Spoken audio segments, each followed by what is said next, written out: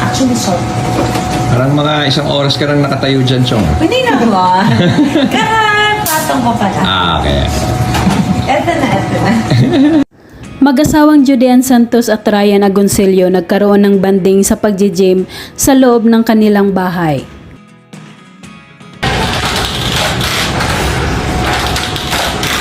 Nice one.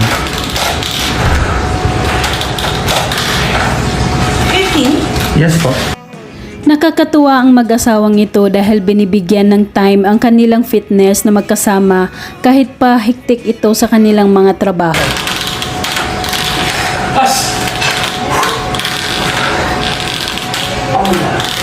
15. Okay. Ang sweet ng kanilang mga ngiti pagkatapos ng kanilang unang exercise. Makikita na super slim na si Judean ngayon.